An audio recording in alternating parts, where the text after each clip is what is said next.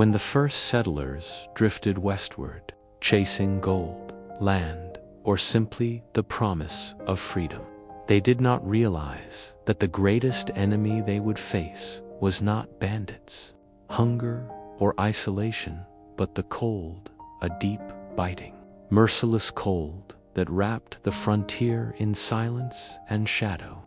The Wild West, so often imagined in blazing sunsets and dusty trails, was in truth a place where winter could break the strongest spirit.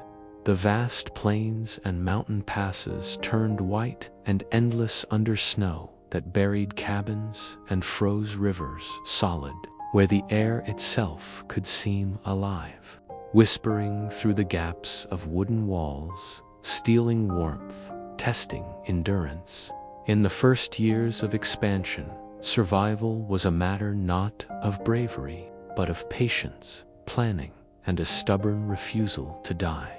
The settlers who came from the east carried little understanding of what it meant to live in such a climate. They brought their city tools, their thin wool coats, and their belief that nature could be conquered. But the frontier taught them differently. It humbled them. The wind that roared down from the Rockies was older and stronger than any man, and it stripped away arrogance like leaves in a storm. Many who arrived in the autumn never saw another spring. Their wagons became coffins. Their homesteads vanished beneath the snow. For those who endured, life became a ritual of small victories.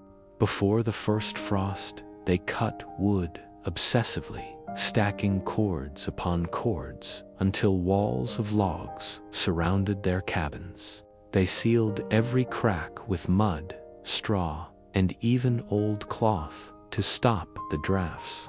Windows, if they had them, were covered in oiled paper or animal hides, for glass was rare and precious. Food was salted, smoked, or buried deep in cellars, lined with straw, where the ground's own chill kept it safe. Water came from melted snow, and fires burned constantly, the smoke thick and heavy, leaving everything, clothing, hair, furniture, smelling of ash and pine. Nights were long and silent, except for the groan of wood as the cold tightened its grip. Inside those cramped rooms, families huddled together for warmth, speaking little, listening to the wind howl through the endless dark. The cold had its own rhythm, and those who learned to live with it found strange beauty within its cruelty. The mornings glowed pale blue, the frost painting the world in crystal. The sound of footsteps on frozen snow was sharp, echoing like glass breaking in the stillness. The sky felt closer, the stars brighter, as though the universe itself had drawn nearer to the earth. But beauty could not distract from the danger. Frostbite claimed fingers, toes, and sometimes whole limbs. Livestock perished overnight, their carcasses stiff before dawn. Travelers caught between settlements froze where they fell. Found weeks later beneath drifts, their faces serene as if asleep. Every trip outside the cabin was a negotiation with death, to fetch water, to check traps, to chop more wood. The settlers learned to read the air, to know when the wind would turn deadly, when snow would come heavy and fast. Some claimed they could hear it before it arrived, a kind of humming deep in the earth, like a warning. Those who lived in isolated cabins found themselves cut off for months, unable to see another soul. Loneliness became another form of frost. Men spoke to themselves, to the fire, to the wind. Women stared at the horizon until they could no longer tell dreams from waking. The silence was so complete, it pressed upon the mind, a weight heavier than snow. In those endless months, time lost meaning. Days blurred together in a cycle of tending fires, rationing food, and waiting for thaw. Letters from the east arrived months late, if at all, and the world beyond the frontier seemed more myth than memory. Yet, even in that harshness, there was resilience. People built from what they had. If a roof caved in, it was patched with hides. If food ran out, they hunted rabbits, trapped foxes, or boiled bones for broth. The strong helped the weak. Neighbors, though miles apart, risked their lives to share supplies. There were stories, half legend, half truth, of settlers walking 50 miles through blizzards to bring medicine or firewood to strangers. The cold tested humanity, but it also bound those who survived into something unbreakable. They emerged from each winter changed, quieter perhaps, harder in spirit, yet strangely at peace with the land that had nearly destroyed them. When spring finally came, it did not arrive gently. The thaw was violent, rivers bursting with melted ice, mud swallowing wheels and hooves alike. But to the survivors, it was a kind of rebirth. They would stand outside their cabins, the first sunlight warm on their faces, the scent of thawed earth rising like incense. And they would remember every storm, every frozen night, every moment when death had seemed near, and they would know they had beaten it. The Wild West would go on to be remembered for its gunslingers, its railroads, its gold. But beneath all that legend was this simple truth. It was built by people who learned to survive the cold. They did not tame it. No one ever truly could, but they endured it long enough to carve life from its silence. When the sun disappeared behind the western ridges and the world sank into the long silence of midwinter, life on the frontier transformed into a battle against the endless night. A slow war fought not with guns or blades, but with patience, firewood, and the human will to stay awake against despair. The nights were monstrous in their length, stretching far beyond the hours the body was made to endure, beginning in the late afternoon and not releasing their grip until late morning, as if time itself had frozen. The settlers came to understand that darkness was not merely an absence of light, but a presence, heavy, suffocating, alive. It crept through the cracks of their cabins, whispered at the edges of their dreams, and reminded them of how small they were against the wilderness. Inside their wooden homes, the only defense was fire, that fragile miracle of warmth that hissed and crackled like a heartbeat. They guarded it obsessively, feeding it even when wood ran low. For a single mistake, a night when the embers died could mean frostbite, illness, or death. The fire became a companion, a silent witness to their endurance. Its glow, the only proof that life still flickered in the frozen dark. Children, unable to sleep, would whisper stories by the hearth, tales of warmth and green valleys far to the east, of angels who watched over travelers lost in blizzards, of brave hunters who fought the winter spirits that prowled unseen. Adults listened without interrupting, letting the stories distract them from the gnawing fear that the wind outside might never stop. That wind had a voice, low, mournful, and unending, a sound that could twist through the mind until it felt like a living thing, watching, waiting.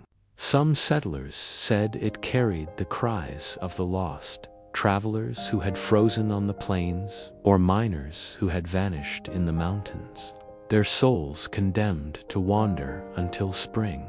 Others swore it was simply the sound of the earth itself breathing. Whatever the truth, the wind was constant, and in the silence between gusts, people could hear their own hearts beating and wonder how long they could last. The nights tested not just the body, but the mind. Isolation and exhaustion could drive even the strongest toward madness. Men began to see faces in the fire, to speak to shadows that answered back. Women counted the days by candle stubs and forgot what month it was. The darkness distorted everything. It stretched minutes into hours, and dreams bled into waking. Many settlers began marking days on cabin walls with charcoal, carving small notches like prisoners keeping track of sentences.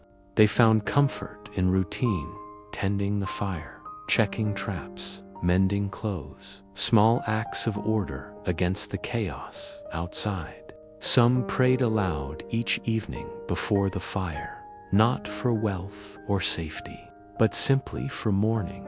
Yet, in those long nights, there was also a kind of strange beauty that no one could describe to those who had not lived it. The sky, when it cleared, was a cathedral of stars, vast and cold, with the Milky Way spilling across it like frozen smoke.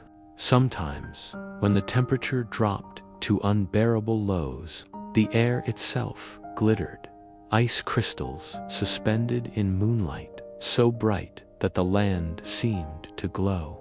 The aurora would appear ribbons of green and violet undulating silently over the horizon, and for a moment, even the most hardened frontiersman felt something like reverence.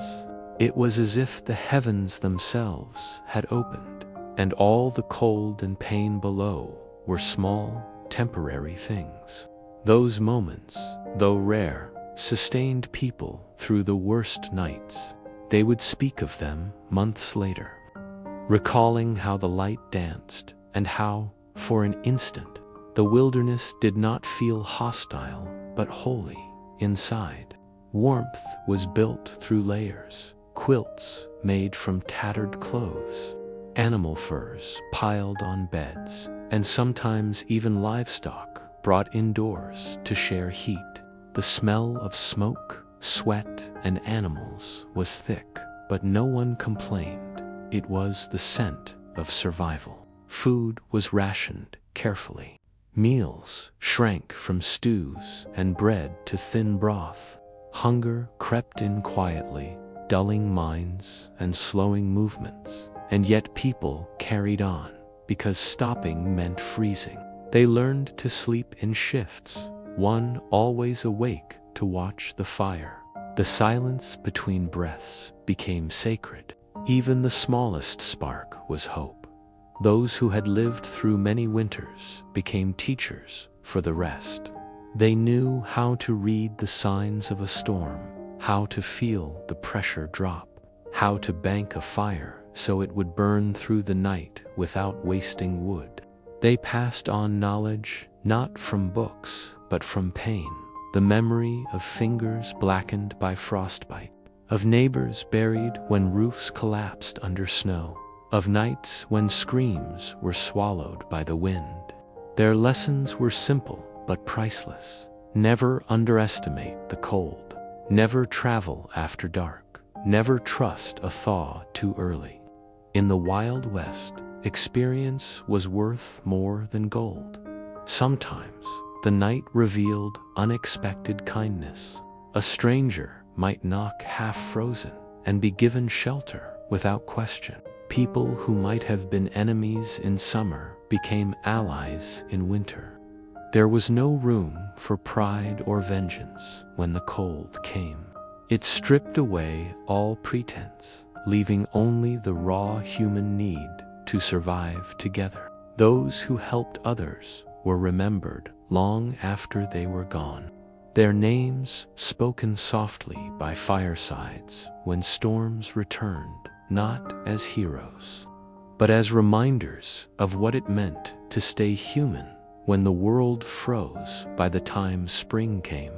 Many who had entered the winter strong emerged gaunt, pale, and silent. They had endured the endless night, but it had changed them. They spoke more slowly, laughed less, and looked at the sky with the wary respect of soldiers who had seen battle. The frontier did not reward the reckless. It only spared those who learned its rules. And the greatest of those rules was simple. The cold was not an enemy to be defeated, but a force to be endured, a teacher, merciless and eternal, whose lessons were written in frost and firelight. By the middle of winter, the Wild West was less a place and more a state of mind, a test that pressed against every weakness and flaw in a human being until either the body broke or the spirit hardened like iron. The cold was no longer just something felt on the skin. It lived inside the bones, deep and persistent, a dull ache that never truly faded. The people who survived it learned that warmth was a kind of illusion, something you earned moment by moment, never given freely. Every breath turned to fog, every step crunched against a world that seemed made entirely of glass. The land stretched out, white and merciless, beneath skies the color of old iron. Sometimes, entire weeks passed without the sun ever breaking through, and the world existed only in shades of gray and blue. The settlers stopped speaking of days and nights. They spoke only of the cold, as if it were a single, unending thing, a presence that swallowed time.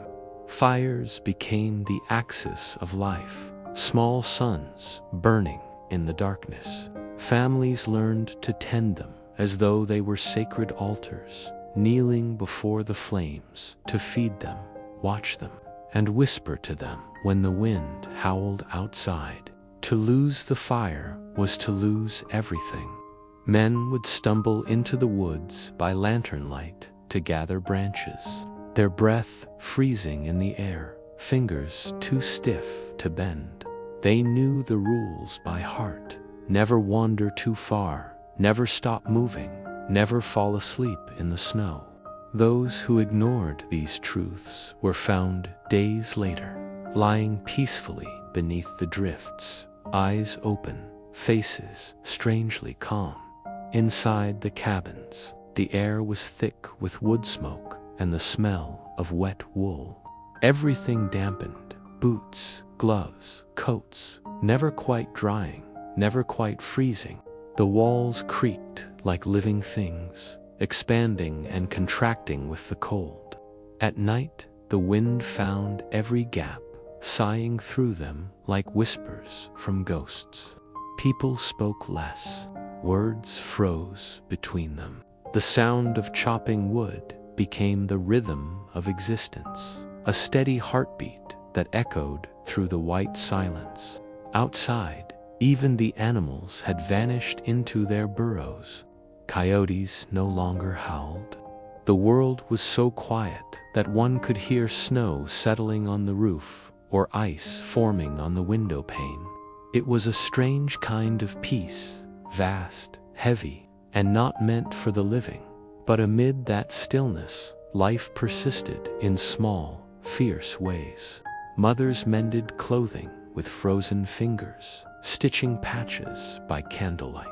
Children collected icicles from the eaves, pretending they were swords or wands, their laughter thin but defiant.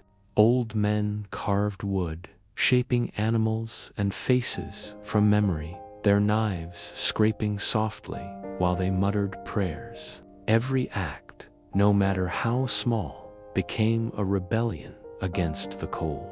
Even a pot of boiling water was a triumph, a sign that the world could still be tamed for a little while. When travelers passed through, hunters, trappers, or mail riders, they brought stories that burned brighter than fire.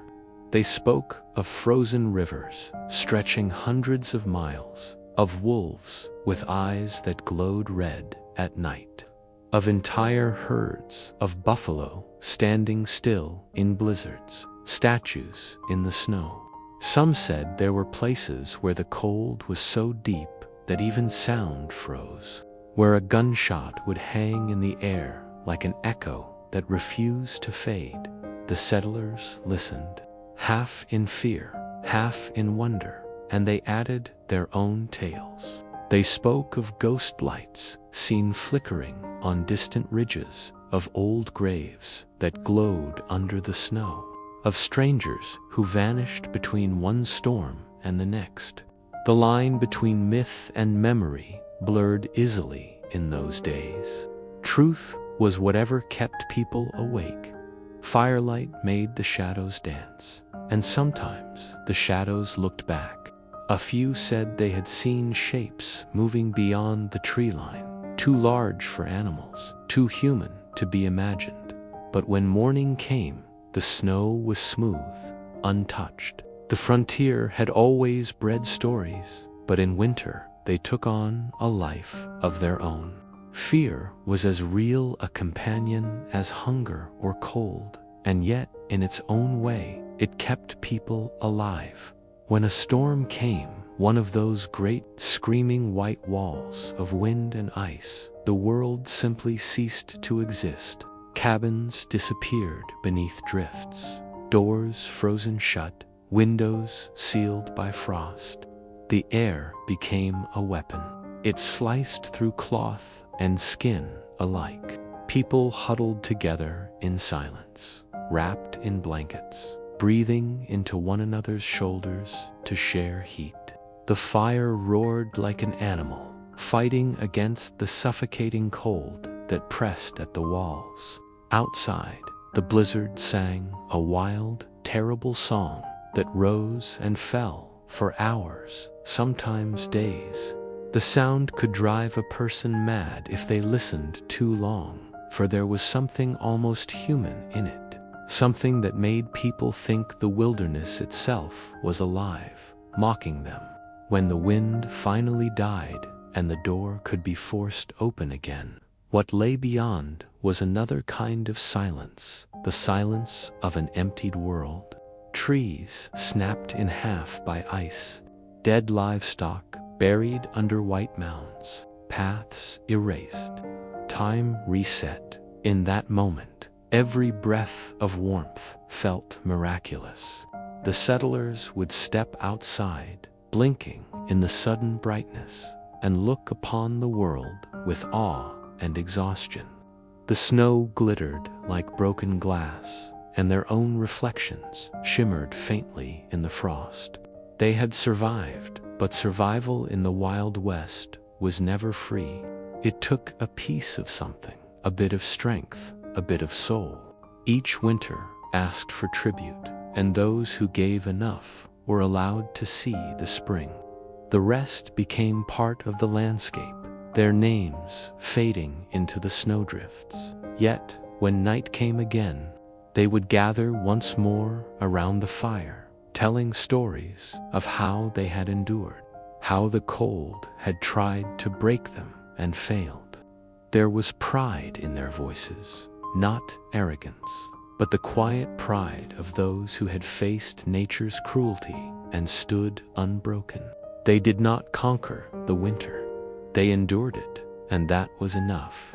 It was never about glory, never about wealth or land, only the stubborn will to keep the fire burning one more night. As the winters in the Wild West pressed on year after year, those who survived began to understand a truth that few outsiders ever grasped, that survival was never just about food or fire, but about learning what truly mattered when everything else was stripped away. In the cities back east, wealth was measured in gold, in fine clothes, in comfort. But out here, comfort itself was the rarest form of luxury. No amount of silver coins could keep the frost from creeping through the walls at night. No fine coat could stop the wind from slicing through the seams. The rich, who had come west, with their trunks full of silk, porcelain, and imported wine, soon found that the wilderness had no respect for luxury. Silk tore against the rough wood of the cabins, porcelain cracked in the cold, and wine froze solid in its bottles. The land equalized everyone, turning merchant and trapper, farmer and prospector, into the same desperate creature before the fire.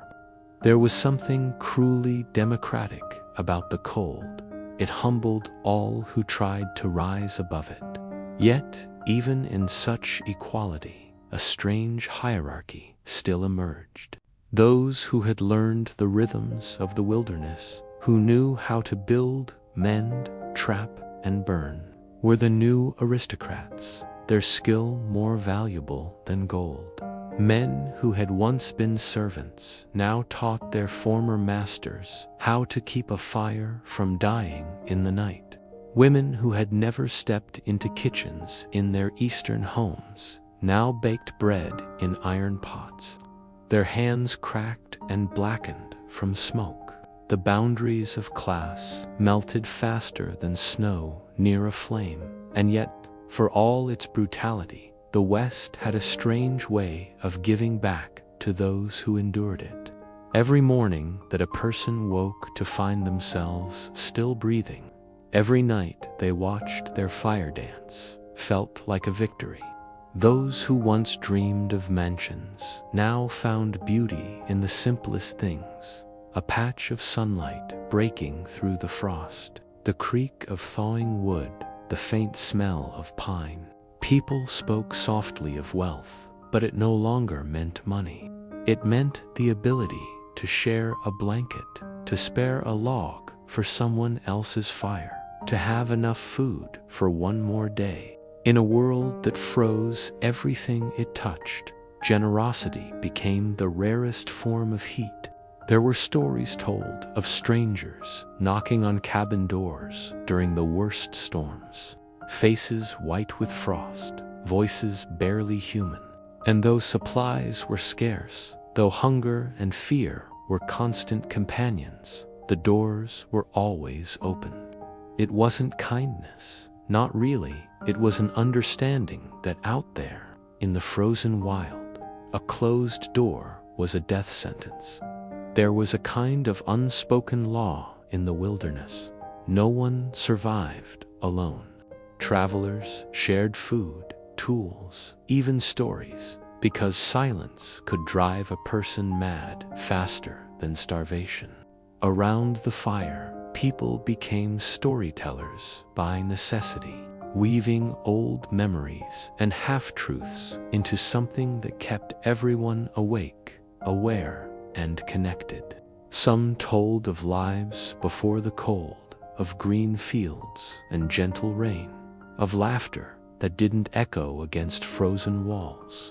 Others invented tales of creatures in the mountains, frost spirits, winter ghosts, hunters who walked the snow without leaving footprints. The children listened wide-eyed, their faces orange in the flickering glow, while the adults sat in silence, staring into the flames as if they might see their own pasts in the embers. The cold took many things, but it also gave something strange in return: clarity.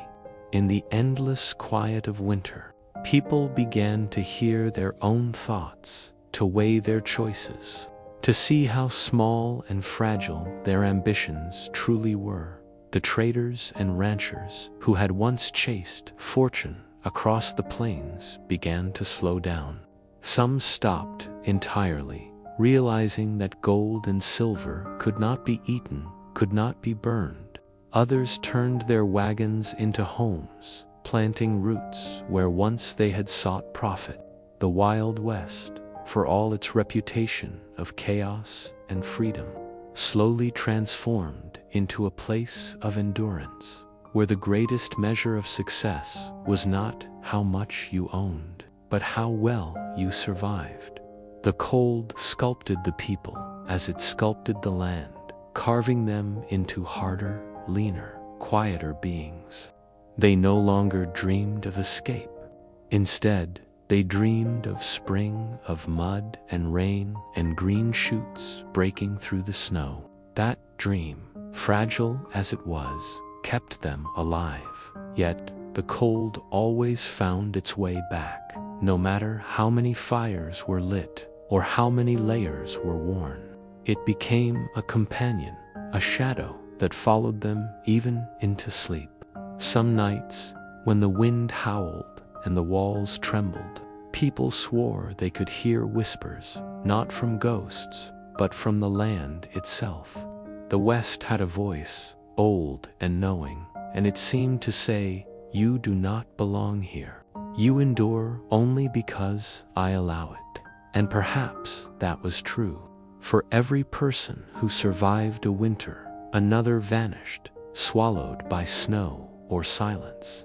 There were graves buried under drifts, unmarked, forgotten by all but the wind. Still, the living built fires, told stories, and faced the dawn with frost in their beards and determination in their eyes to survive the wild.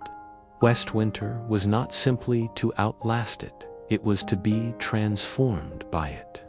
Those who endured were never the same. The cold stripped away vanity, greed, and fear, until only the essential self remained. In that sense, the wilderness was not just a test, but a kind of truth. The land asked a single question of everyone who came to it. What are you when everything else is gone?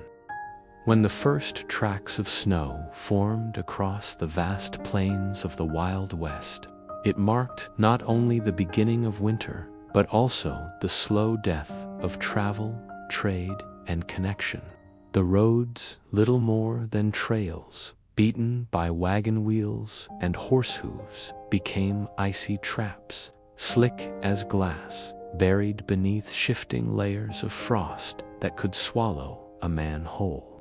The mail riders, the trappers, the peddlers who carried goods from one distant settlement to another, all faced the same frozen desolation. The distances between towns grew longer in winter, not because the miles increased, but because time itself seemed to freeze. The wind blew ceaselessly, reshaping the land, erasing paths, filling valleys, and burying fences until nothing looked familiar. Travelers often joked that in the West, winter didn't just change the weather, it changed the world entirely. What was once a road might now be a river of ice. What was once a home might now be a tomb beneath snow. Those who dared the trails tied ropes around their waists before stepping outside, so they could find their way back to their cabins if the whiteout came suddenly, and it always did. The blizzards arrived without warning, swallowing men and horses alike in a whirl of blind, howling fury. The wind screamed like a living thing, tearing at clothes, burning exposed skin with a chill that cut deeper than any knife. The few who traveled in such times learned to move like shadows, silent and efficient. They wrapped their faces in scarves, their hands in rough leather mitts, their eyes squinting against the glare. They carried no unnecessary weight, only what could be eaten, burned, or bartered. The frontier was a miser's world. Waste meant death. Even their horses, once proud and wild, became thin and hollow-eyed, their breath steaming in the air like ghosts. Each step forward was a struggle against the unseen, the wind, the cold, the emptiness. There were stories of riders who had fallen asleep in their saddles, their bodies stiffening as they froze, still upright, still facing forward, as if unwilling to admit defeat. Sometimes they were found days later, statues on horseback, eyes rimmed with frost. People whispered about them with reverence and fear, calling them the silent riders. Souls too stubborn, to stop moving. Yet, even in this unforgiving landscape, trade continued. Human need was stronger than weather. A few brave souls, driven by hunger or greed, turned the frozen roads into their domain. They became legends in their own right, smugglers of warmth, carrying whiskey, salt, and lamp oil between towns. Some brought letters from loved ones far away, risking frostbite and wolves for a handful of coins. Others dealt in darker goods, opium, stolen furs, weapons, anything that could bring profit to those willing to gamble with death. The frozen frontier made everyone equal, but desperation created new hierarchies. A man with a sack of coal could command more power than a banker. A woman with a store of candles could be wealthier than a merchant. The cold turned value upside down, made survival itself the only currency that mattered. There were times when entire caravans disappeared into the storms, swallowed by the white sea of winter.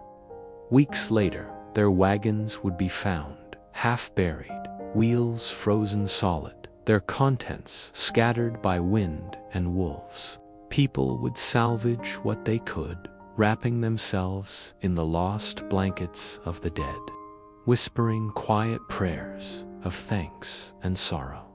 The wilderness cared little for mourning. It devoured everything with the same indifference. But amid that cruelty, there was a strange kind of beauty. The ice on the rivers shimmered like glass, catching the dim light of the sun and scattering it in fragments. The silence of the plains was absolute, so deep that even a single crow's cry could seem like thunder. At night, the stars burned brighter than in any city, their light cold and clean, as though the heavens themselves were frozen. The travelers who camped under them often said the night sky was both their comfort and their curse, vast enough to remind them they were alive, empty enough to make them feel forgotten. In towns that barely survived from one season to the next, the arrival of a traveler in winter was like the arrival of a ghost. People would watch from behind frosted windows as a dark figure approached, trudging through snow, face hidden beneath layers of cloth. Doors opened slowly, cautiously, but once the stranger stepped inside, the warmth of human company returned like a long-lost friend. They would share what they had: a bowl of stew, a place near the fire, a chance to thaw their boots in exchange for news of the world beyond the snow. Sometimes the stories were good: a new settlement rising near the river, a shipment of supplies on its way, a promise that spring was near. But more often, the tales were grim: towns abandoned, families lost, trails impassable. Still, people listened, not because they sought hope, but because they feared silence more in the endless cold. Even bad news was proof that life still moved, somewhere beyond their frozen horizon. Each passing year taught the same lesson again and again, that fortune in the Wild West was not measured by gold or cattle or acres of land, but by endurance.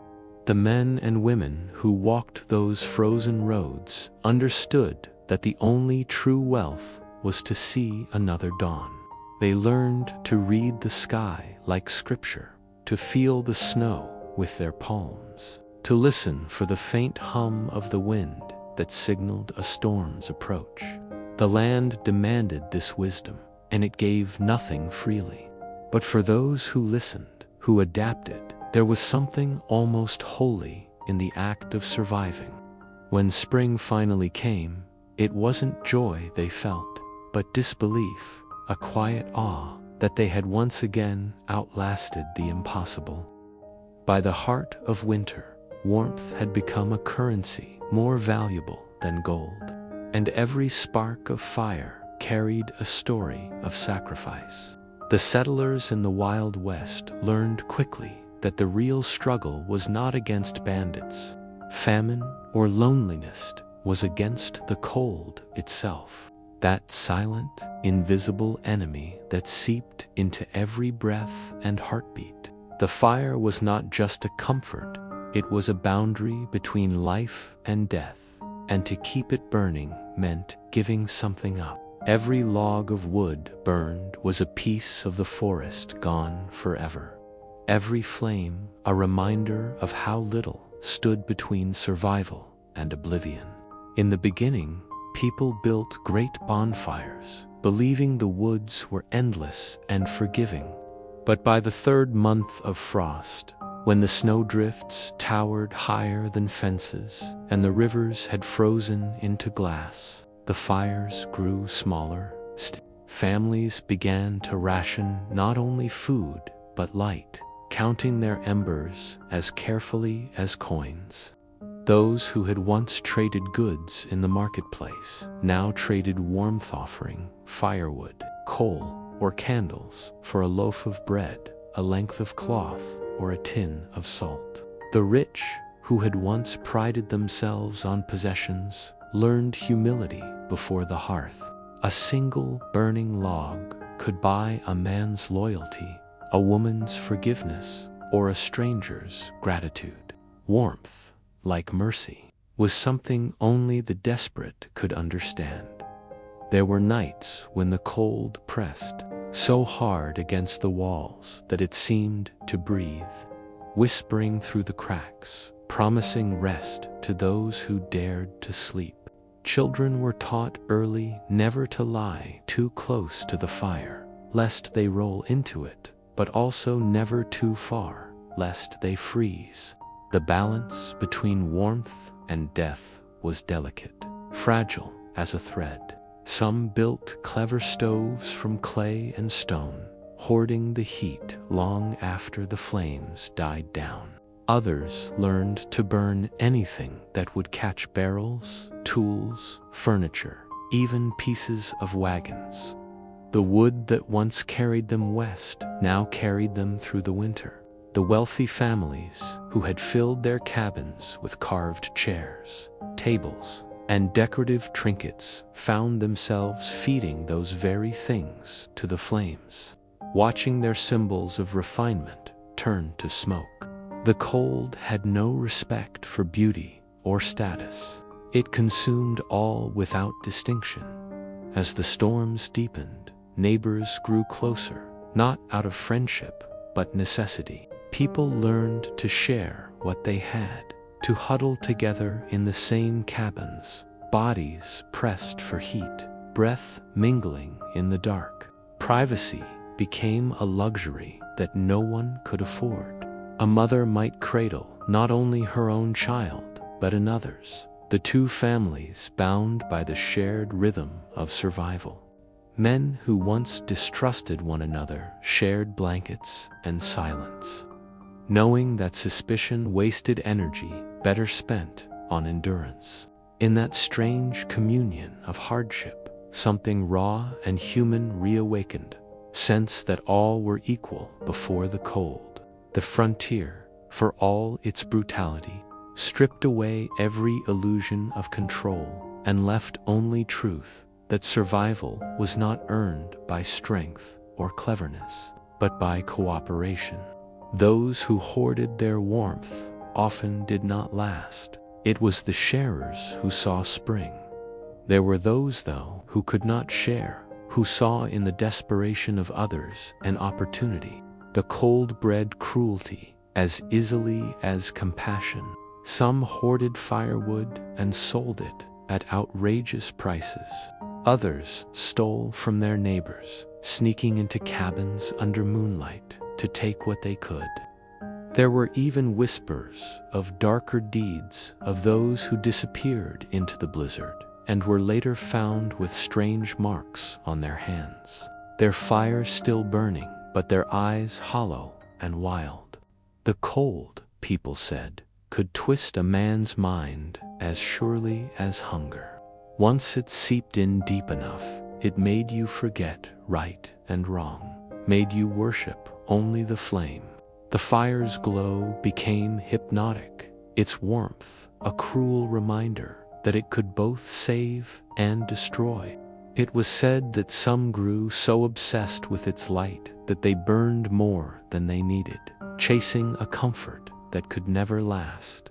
Their cabins went up in roaring infernos, and they vanished into smoke victims, not of winter, but of their own longing for heat. Still, for every act of greed or madness, there were 10 of grace. There were the women who spent sleepless nights tending fires for the sick, their faces lined with exhaustion but soft with resolve. There were the old men who gave away their last logs so the young might live. And there were the wanderers who, even at the edge of death, carried embers in tin cans from one settlement to another, sharing their fire like pilgrims bearing relics. To these people, warmth was no longer just a physical comfort, it was a symbol of defiance, proof that humanity could outlast even the wildest cruelty of nature. When the nights stretched longest, and the moon hung pale over the frozen plains, the world seemed suspended between time and eternity. The crackling of the fire was the only heartbeat, the only sound that proved the world still turned. Some said that if you listened long enough to the wind, you could hear the laughter of those who had not made it, drifting across the ice like a lullaby. But even that ghostly song could not silence the will of the living. They built their fires higher, wrapped themselves in furs, and told stories not to forget the cold, but to remind themselves that they still existed in spite of it. And so, the price of warmth was paid in wood, in hunger, in sleepless nights, and in the memory of all that was lost. But those who paid it did not regret the cost, for the flame, however small, was their proof of victory. When dawn came, faint and gray, they would step outside, watching the smoke rise from their chimneys like prayers to the sky. The cold would return. Of course, it always did, but for that single moment, as their breath steamed in the morning light, they would know they had won. The Wild West was never meant for comfort, it was meant for the bold, the desperate, and the dreamers who believed that beyond the mountains, something better waited. But in the cruel heart of winter, that dream froze. The land that had once seemed endless and full of promise became a white, silent graveyard of frozen rivers and buried trails. The air itself became heavy and sharp, cutting through cloth and skin like a blade. Horses collapsed mid-journey, their breath turning into mist that lingered before fading into the gray. Wagons stood abandoned on snow-covered plains, their wheels locked in ice, their cargo forgotten. Even the bravest frontiersmen learned, fear not of men, but of silence. The kind of silence that crept in after the wind stopped howling, when the only sound left was the crack of freezing wood or the distant cry of something dying. It was in that silence that people realized just how small they were, how fragile even the strongest heart could be when nature turned her face away. Those who had set out west with hopes of gold or freedom soon discovered that survival itself was the truest treasure. Men who had once spoken proudly of independence now prayed for the sight of another campfire, another sign of life. The journey across the frozen frontier tested more than muscle, it tested spirit. To walk through knee-deep snow with the wind clawing at your eyes, your breath freezing in your beard, was to fight against the very air. Every step became a battle, every breath of victory. Some wrapped their faces in rags and animal hides until they could no longer feel the world, while others moved like ghosts, covered in frost, their movements slow, deliberate, mechanical. There was no time for beauty, no space for comfort. The horizon was white, the sky was gray, and the world felt endless. Days and nights blended into one long, frozen moment. Food became a memory, whispered more than experienced. The hunt, which had once been sport, turned desperate. Tracks were rare, and when they appeared, they often led to nothing but bones. Hunters followed shadows, sometimes for days, only to return. Those who managed to trap a rabbit or a bird treated it as a feast fit for kings. There were stories of settlers boiling leather belts and animal hides just to draw out the faintest taste of sustenance, of men chewing on bark and snow until their lips bled. And yet, for all the suffering, there was a strange beauty to it, a terrible, quiet beauty in watching the sun rise over a frozen river, painting the world in pale gold. It was a world untouched by greed or noise, pure in its cruelty. The cold did something else to it, changed the people. It stripped them bare, peeling away the layers of arrogance and comfort until only truth remained. Those who had boasted of their strength began to crumble, while the quiet ones, the ones who had endured without complaint, became unbreakable. It was no longer about who had the most supplies or the best guns. It was about who could keep going when everything hurt, when hope was nothing but a flicker behind frost-bitten eyes. Families that had traveled west together began to fragment, not out of anger, but exhaustion. Some gave up and turned back east, though most never made it home. The land swallowed them, and by spring, their names were just another whisper in the wind. Still, even in the face of that frozen hopelessness, there were sparks of defiance. There were those who refused to bow, who built fires against the wind and laughed in its face. They sang songs, quiet, trembling songs that no one would ever write down, songs about home, about spring, about warmth they could barely remember. It was those songs that kept them human. The settlers learned to measure time not by days but by flames. One night's fire meant another day alive. They burned anything that would catch wagon planks, fences, even the handles of tools. The smoke from their fires rose into the gray sky like a promise, a message to anyone watching that humanity still flickered here, refusing to be snuffed out. There was a legend told among the travelers then of a woman known as the Lantern Keeper.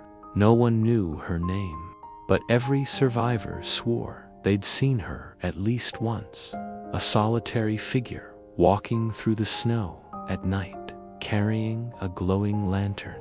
Some said she was a ghost of a mother who had lost her children in a blizzard, doomed to wander forever, lighting the way for others.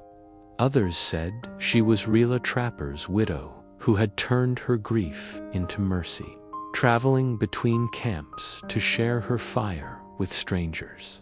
Whatever she was, her light became a symbol of survival. When the snowstorm raged hardest and all seemed lost, people looked to the horizon, praying to see that faint golden glow cutting through the dark. To believe she existed was to believe hope still did too. When morning came, if you could call it morning, for the sun barely rose, the survivors moved slow, conserving what little strength remained. Every mile gained was a victory written in frost and pain. Their faces were raw, their fingers numb, but their spirits clung stubbornly to life. Some carried keepsakes, locket, a letter. a child's wooden toy knot, as reminders of what was lost, but as anchors for what still mattered. In that frozen wasteland, where time seemed to stop and mercy felt like a forgotten word, the smallest act of love was rebellion. A shared meal, a lit fire, a held hand, these were revolutions against the cold. And so, the frozen frontier became more than just a landscape. It became a mirror. It showed people who they really were, stripped of everything but will. Those who survived it would never be the same. They would carry the memory of the cold in their bones, the echo of its silence in their dreams. They would speak of it rarely, because how could words ever capture what it meant to outlive winter itself? By the time the settlers reached the foothills of the northern ranges, the world had turned into a furnace of frost. Every breath burned their lungs. Every gust of wind carried shards of invisible ice. The plains were gone now, replaced by jagged peaks, where the snow never melted and the rivers ran sluggish beneath a crust of glass.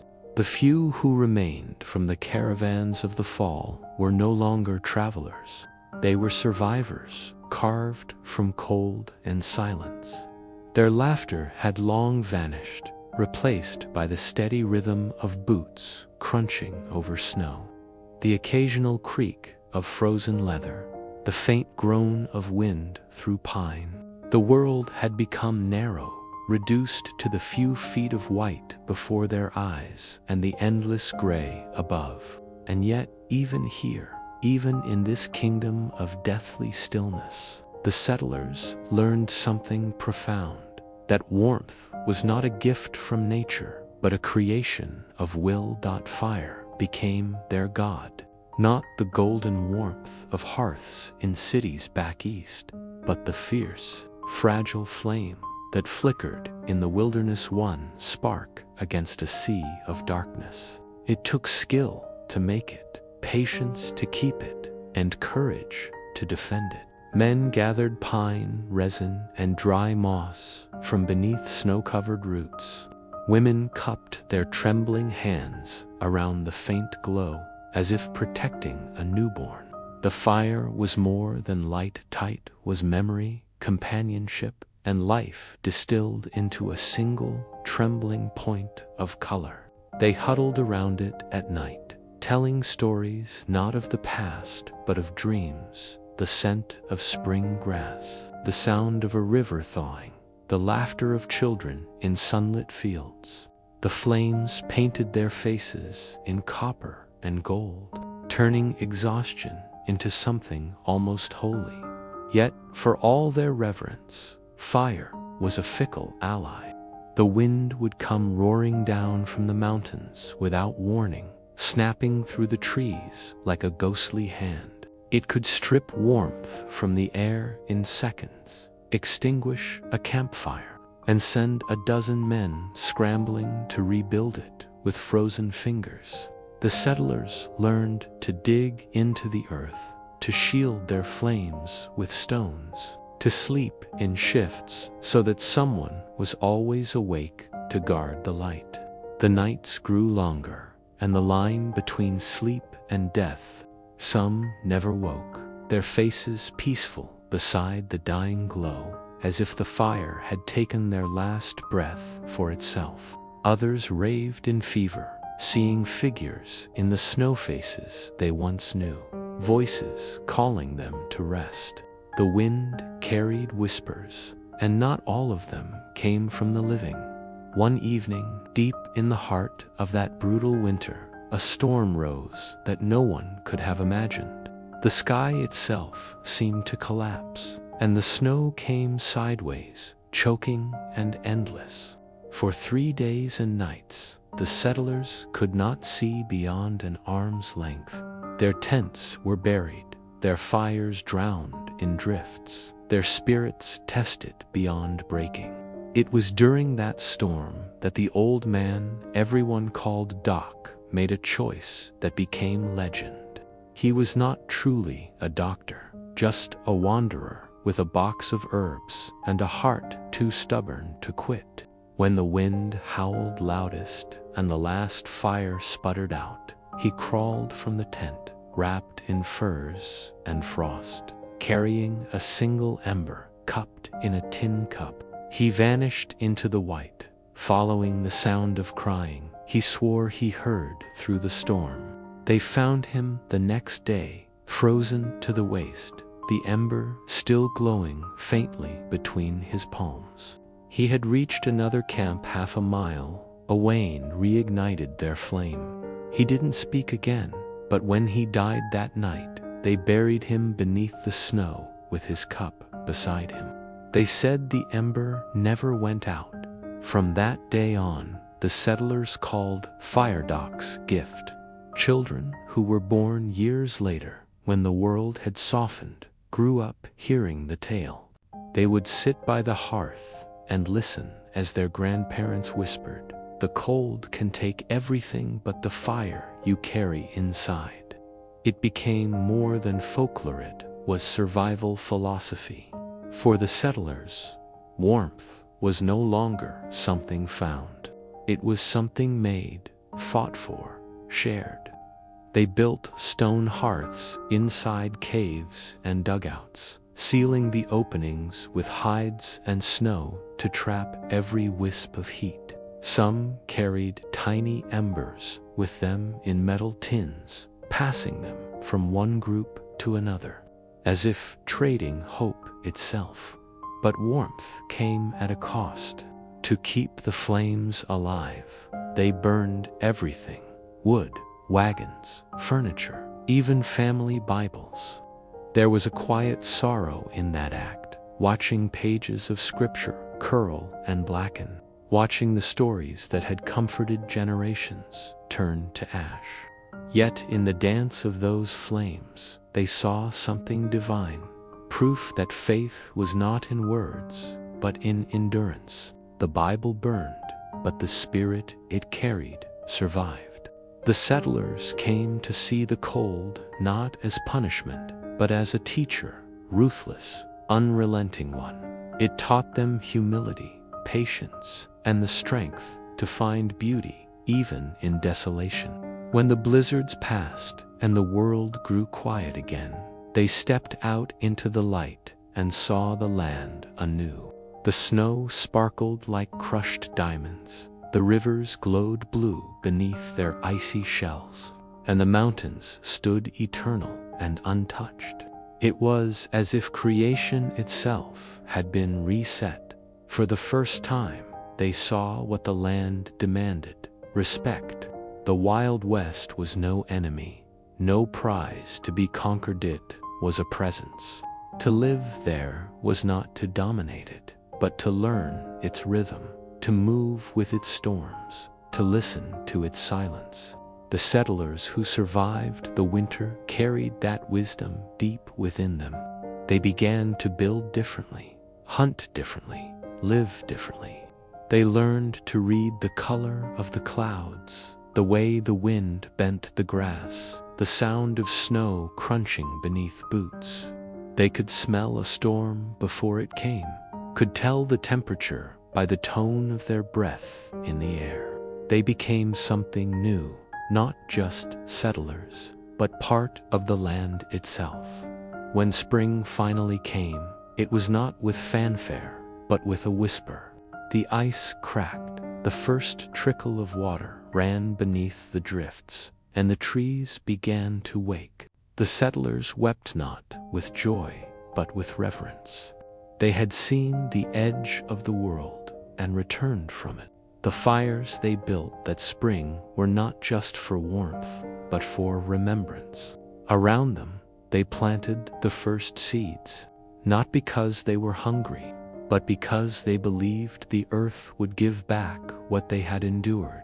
And in every flickering flame, in every ember carried across the wind, there remained the memory of Doc's gift, a reminder that sometimes the smallest light is enough to hold back the coldest night.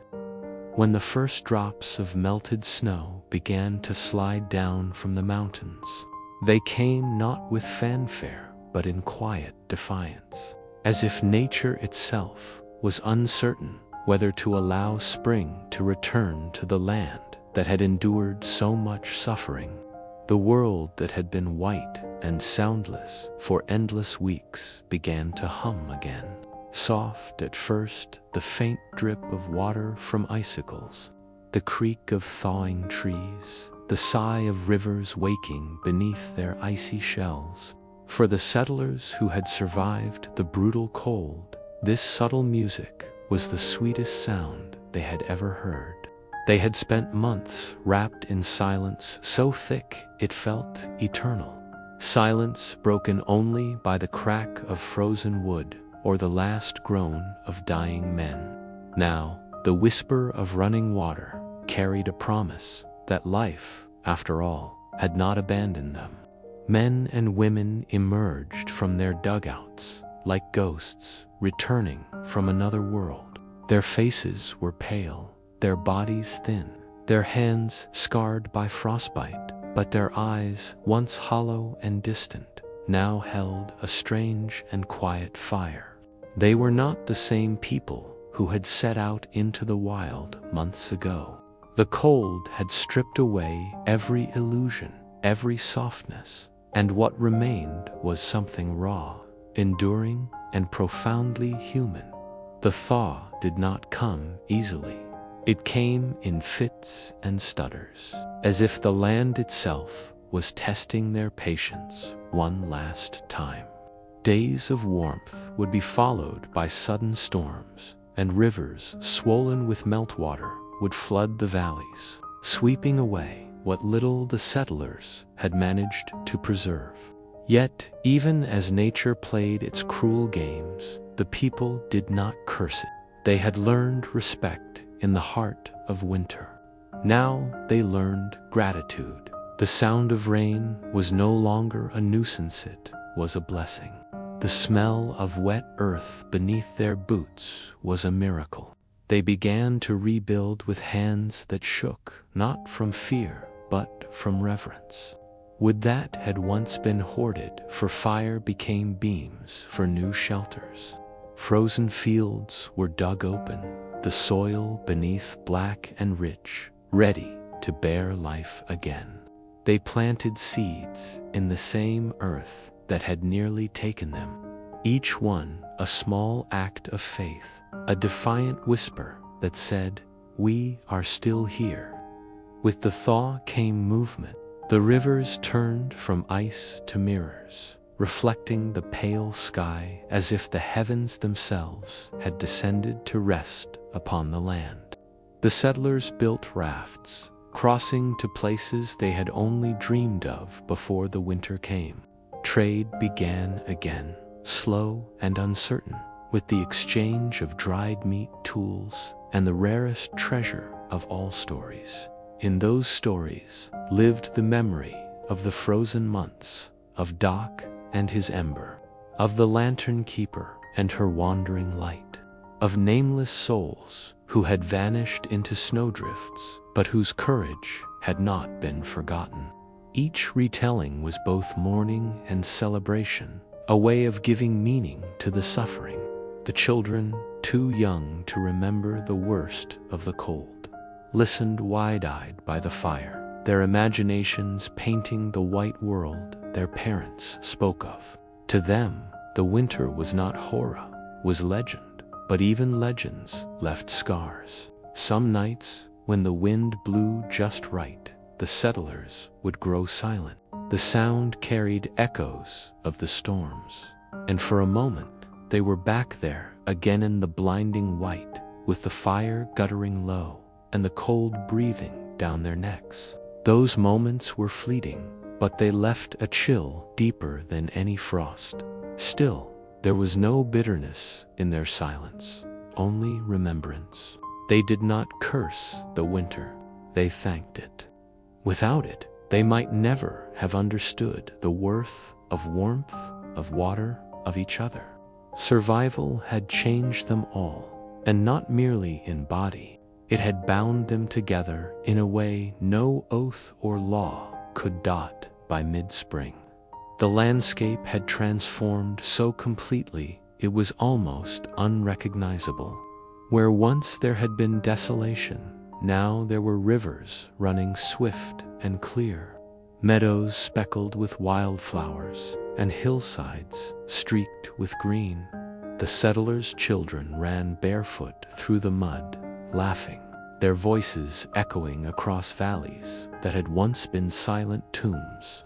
The sight brought tears to their parents' eyes. To see joy again after so much suffering felt unreal, almost sacred. They celebrated not with feast, they had too little for that, but with song. Old tunes carried from the east mixed with new ones born from the frontier. Melodies that told of snow and fire, of despair and endurance. Around the campfires, voices rose into the night air, weaving together the past and the present in one long thread of memory.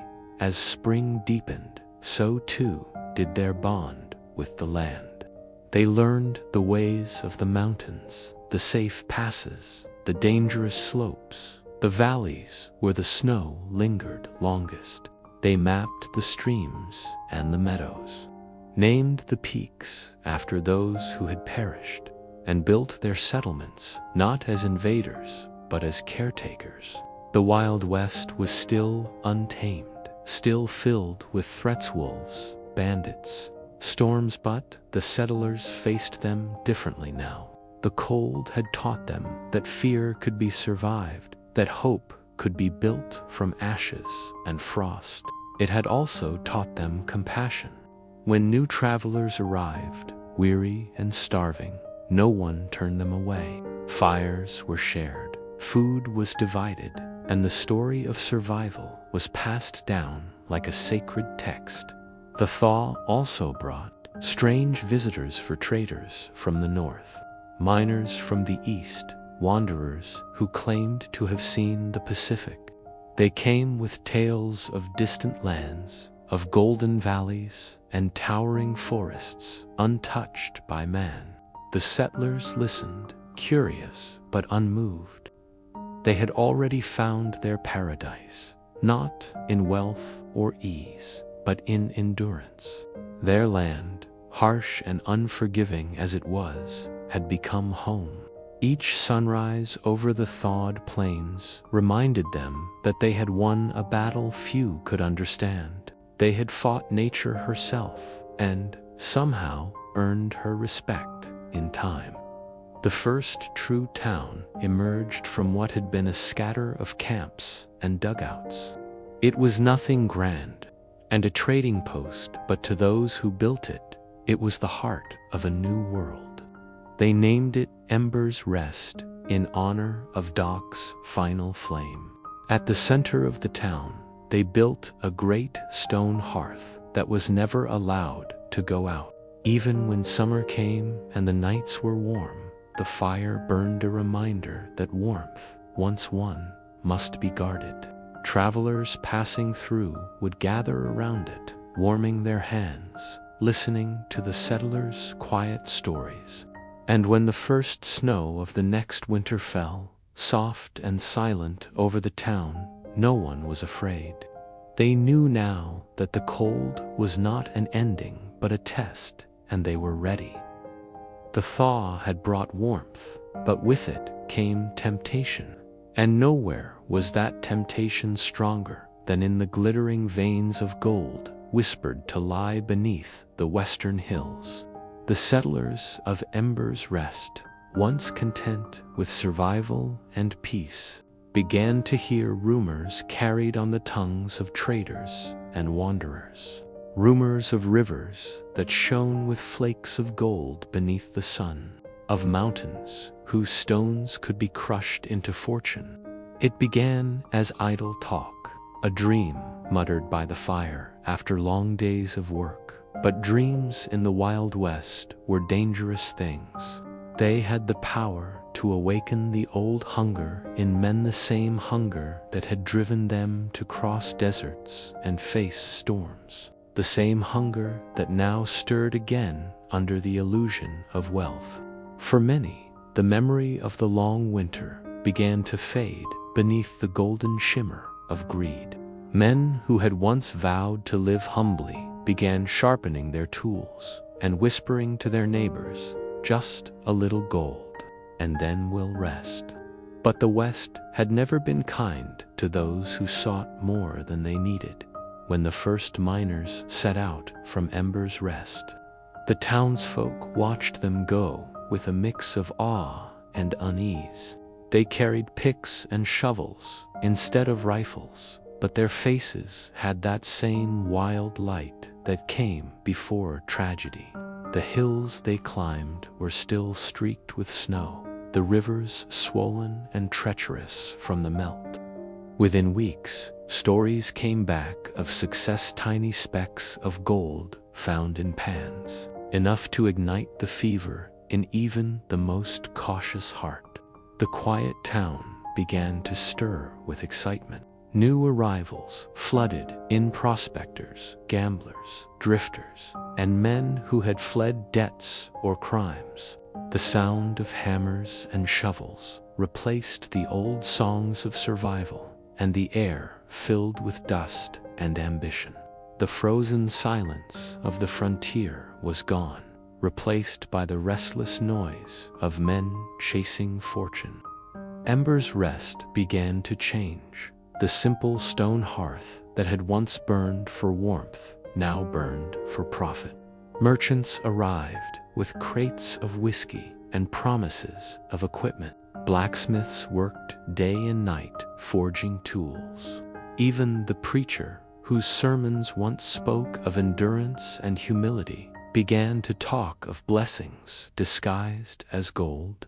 Yet, beneath the surface, something darker stirred.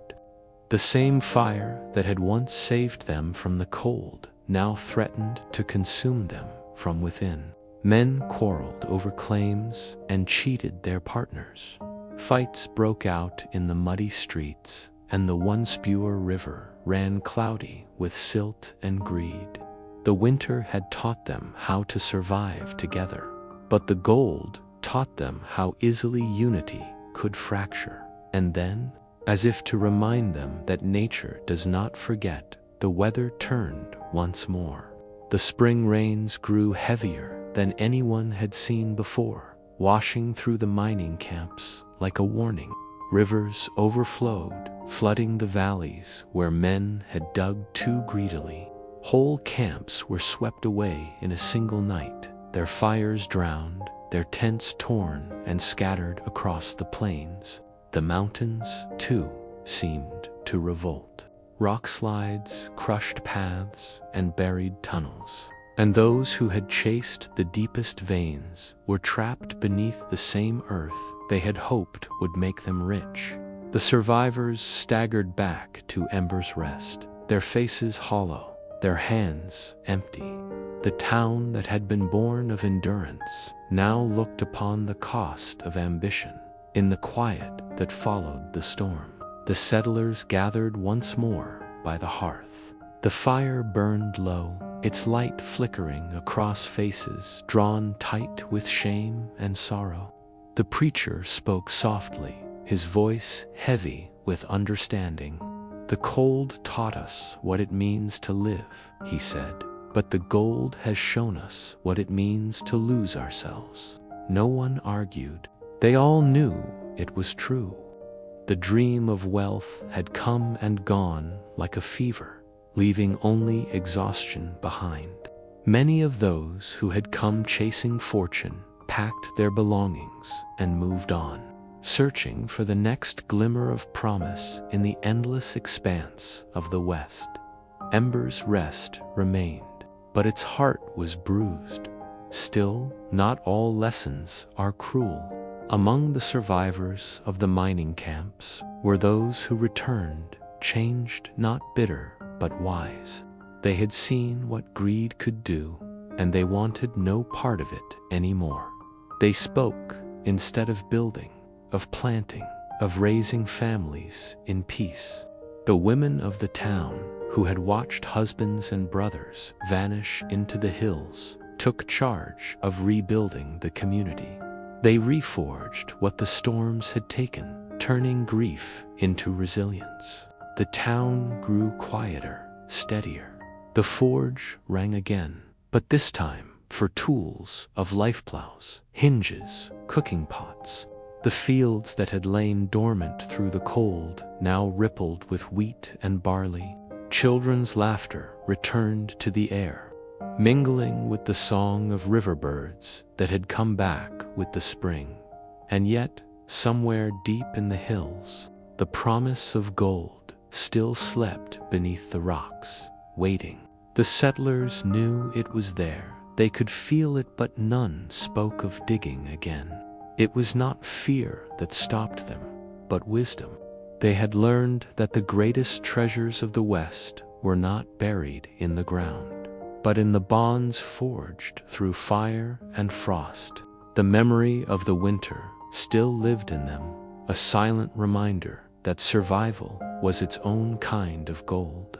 They tended the hearth as carefully as they once tended the fire in their camps, knowing that warmth was worth more than all the riches in the earth. As night fell over Ember's Rest, the mountains glowed faintly under the rising moon.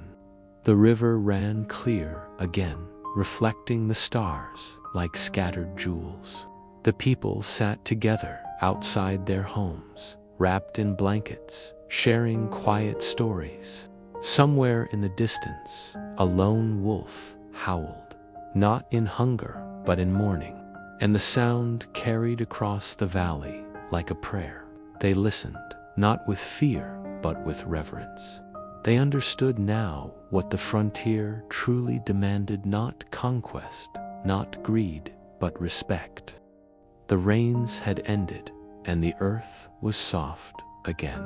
The smell of mud and pine filled the air as dawn crept over the mountains, painting the sky in pale silver.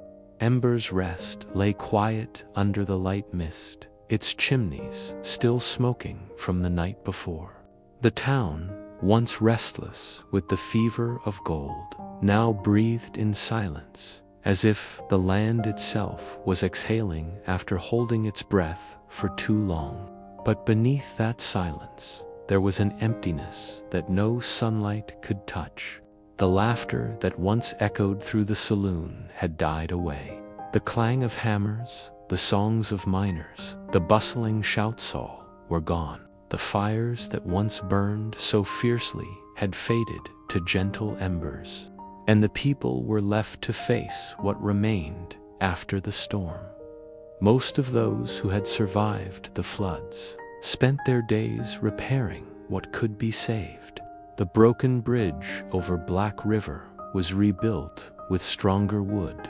The roads, washed out by the rain, were leveled again by calloused hands. There was a determination in every swing of the hammer, but also a quiet grief. The miners who had drowned were buried on the hill overlooking the valley, their graves marked not with gold, but with simple wooden crosses. Each one told a story of a man who had dreamed too much, a son who never returned, a friend who vanished beneath the rushing waters. The wind that passed over those graves carried with it the ghosts of their ambitions, whispering softly to those who still walked below. This land takes what it is owed. Among those who mourned was a woman named Clara Hensley. Her husband, Samuel, had been one of the first to venture into the hills during the gold rush. He had promised her he'd return rich enough to build them a new home with glass windows and a porch that looked out toward the sunrise. But when the storm came, he never made it back. Every evening, Clara sat by the riverbank where his camp once stood, her shawl wrapped tightly around her shoulders, watching the water move. Sometimes she thought she could still see his lantern flicker beneath the current, dancing just out of reach. The townsfolk often passed her in silence, unwilling to disturb her vigil. She became a quiet symbol of the cost of dreams, a reminder of what the cold and greed could steal from the heart. The preacher, Father Alcott, tried to rekindle faith in the weary souls of Ember's Rest. He spoke of renewal, of the way the earth must break before it can bloom again. But his sermons had changed too. They were no longer about heaven or sin, but about forgiveness and endurance. Fire purifies, he would say, standing before his small congregation. And though we have been burned, we still stand. The people listened, not because they believed in miracles, but because his words gave them comfort in a world that often seemed to forget mercy. Even those who had once mocked faith began to attend his gatherings, sitting quietly beneath the cracked wooden beams of the church. But not all who survived were content to stay. Some saw Ember's Rest as cursed ground. They said the earth here was tainted, that no good could grow where men had bled for gold. In the weeks that followed, families packed their wagons and left, following the trails east or south toward rumored lands of promise. Each departure left the town emptier, quieter. The blacksmith closed his shop for days at a time. The saloon keeper began boarding up his windows. And for a while, it seemed as though Ember's Rest would simply fade back into the wilderness, forgotten like so many ghost towns before it. Yet, even in decline, life has a way of persisting. One morning, as the mist lifted from the valley, the townspeople woke to find wildflowers growing where the floodwaters had torn through the ground. Bright colors, violet, crimson, gold sprang up along the riverbank like tiny sparks of hope. The soil that had been washed clean by the rains was now fertile, and soon the settlers began to plant gardens again. The women gathered seeds from what little they had saved, and the men worked the fields with renewed purpose. It was slow, difficult work, but it gave them something to hold on to, a future not built on dreams of gold, but on the quiet dignity of survival. Clara was among the first to plant her garden. She chose the hill overlooking Samuel's grave, sowing seeds of lavender and sage. He liked the smell, she said softly to the preacher when he came to bless the soil. Maybe now he can rest easy. In time, the garden grew wild and fragrant. The scent of herbs carried on the evening breeze down into the valley. It became a place of peace where the people would come to sit and remember, not with sorrow, but with gratitude for the lives that had been spared. The old fire pit in the center of town, once the gathering place for miners' boasts and gamblers' tales, was rebuilt too. But now it served a different purpose. Every evening, when the work was done, the townsfolk would light the fire and sit around it, sharing stories, not of riches or loss, but of kindness. A traveler who had shared his last loaf of bread, a stranger who had pulled another from the flood, a mother who had walked miles through snow to fetch medicine for her child. Slowly, those stories began to heal what the gold had broken. The people realized that though the fires of greed had faded, another fire, one of humanity's, still burned within them. And so, Ember's Rest lived up to its name once more. It did not blaze with ambition or shine with wealth, but it glowed steadily, like a coal that refuses to die out. It became a haven for those seeking quiet, for those who had grown tired of the noise and madness of the frontier. Travelers passing through would often remark on the strange peace that hung over the town, the way the wind seemed softer, the stars clearer. Some said they could feel the weight of the past here, but not as a burden, rather as a presence that guarded and guided. Years later, when new settlers arrived and asked about the gold, the old ones would simply smile and shake their heads. "There's nothing worth digging for here," they'd say. "The treasure's already been found." They meant the gardens, the laughter of children, the firelight that flickered against old wooden walls. They meant the hard-won calm that only comes after the storm has passed. The wilderness had tested them with hunger, with frost, with greed. They had survived it all, not because they were strong, but because they had learned when to stop fighting and simply endure. And on quiet nights, when the wind rustled through the wildflowers on the hill, Clara's garden still whispered to the earth below a song of love, of loss, and of peace hard-earned. As the years crept onward and the storms became memories, Ember's Rest began to change, not in the way cities grow, with grand monuments or noisy streets, but in the quiet way an old wound begins to heal. The winters were still cold, the winds still merciless, yet something had softened in the valley. Smoke rose gently from chimneys at dawn, carrying with it the scent of baking bread instead of desperation. Children ran barefoot through the fields that once were soaked in blood and gold dust, chasing the wind as if it could carry them somewhere new.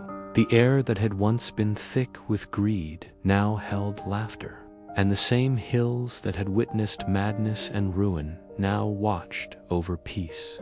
It was a fragile peace, yes, but it was real land in the Wild West. That was more than most towns ever got. The people of Ember's Rest had learned a hard lesson, that survival was not about wealth or conquest, but about patience. The mountains taught them that. They had seen what happened to those who demanded too much from the earth. So now they took only what they needed and gave back what they could. Each family tended their land carefully, planting crops in small patches where the soil was strongest. They built fences from fallen timber, not to claim ownership, but to keep the wind from stealing their harvests. The river, once feared for its fury, became their ally again. Its waters turned the mill wheels and nourished their fields, humming softly as it passed the town like an old friend returning home. There was a new kind of rhythm to life, measured, deliberate, almost sacred. The saloon, which once echoed with the chaos of dice and drunken laughter, was transformed into a gathering hall. On Sundays, Clara and the other women organized communal meals there. They would cook stews from the week's hunt, bake fresh bread, and set the tables with mismatched plates collected from abandoned homes. It didn't matter that nothing matched. It mattered that everyone had a seat. The same walls that had once held secrets and deceit now rang with the warmth of belonging.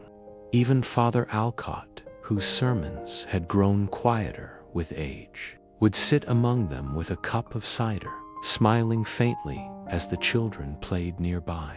"This," he would whisper sometimes, "this is what heaven must sound like." At night, the town glowed faintly in the darkness. Not from electric light, they still had none, but from dozens of small oil lamps set carefully in every window.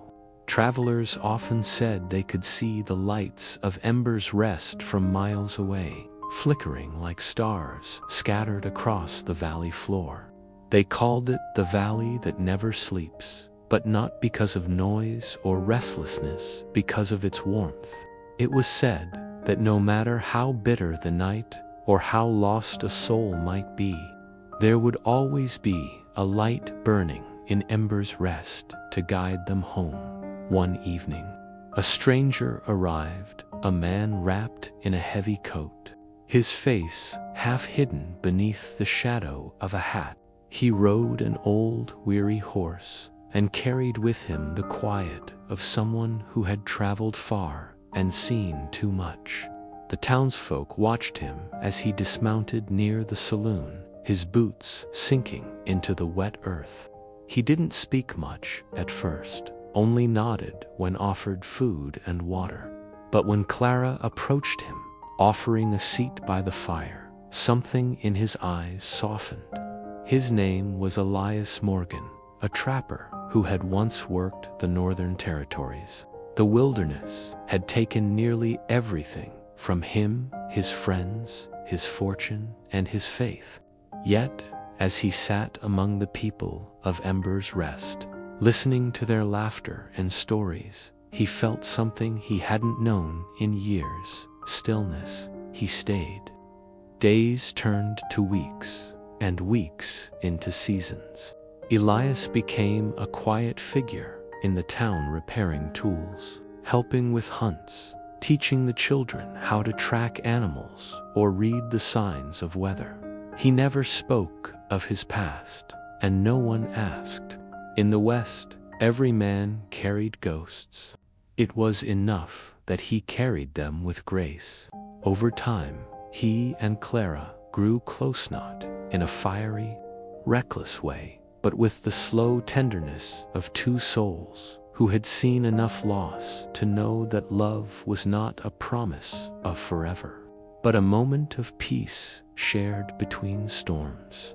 When spring came, they planted a tree together near Samuel's grave, a slender aspen that swayed gently in the breeze. It grew fast, its silver leaves catching the sunlight like coins scattered across the sky.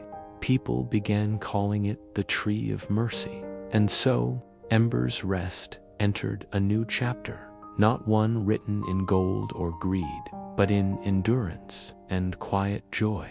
The town became a sanctuary for the lost, a resting place for those who had survived too much of the world. Drifters and travelers who arrived broken often stayed, drawn in by something they couldn't quite name. Some said it was the air, the way it seemed softer here. Others said it was the river's song, or the way the mountains curved around the valley like a mother's arms. But those who had lived there longest knew the truth. It was the people. They had built something rare in the wilderness, a community that didn't just endure hardship, but turned it into grace. The seasons continued to pass, each one leaving its quiet mark. In winter, the fires burned bright, and families huddled close, telling stories of the old days when everything was colder and crueler. In spring, the gardens burst into color again, and the scent of wildflowers drifted down the valley. In summer, the children played by the river, their laughter echoing where once only the roar of floods had been heard. And in autumn, the leaves turned gold, reminding them of the treasure that had cost them so much to learn, that peace, once found, is worth more than all the gold in the world.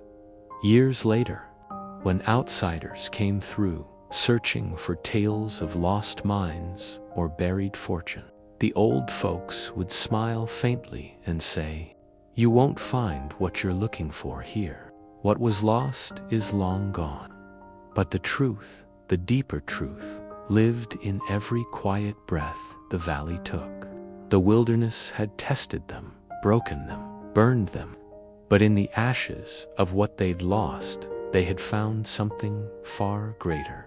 Ember's Rest was not just a place anymore, it was a story, a testament to what happens when fire, frost, and human spirit collide and refuse to destroy each other.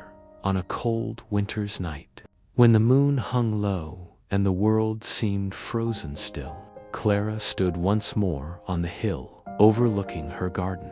The lavender swayed in the wind, silver under the moonlight. She placed her hand on the aspen tree she and Elias had planted, its bark cool and smooth beneath her touch. The town below glowed with a dozen fires flickering through the windows, soft and steady, like the heartbeat of something eternal. She smiled faintly, whispering into the wind. "We made it," the mountains answered with silence.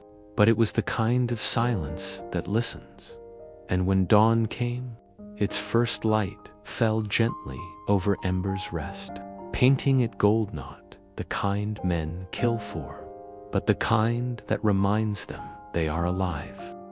Winter returned to Ember's Rest like an old visitor who had never truly left, its breath cold and sharp, creeping through every crack in the wooden walls and every fold of worn blankets.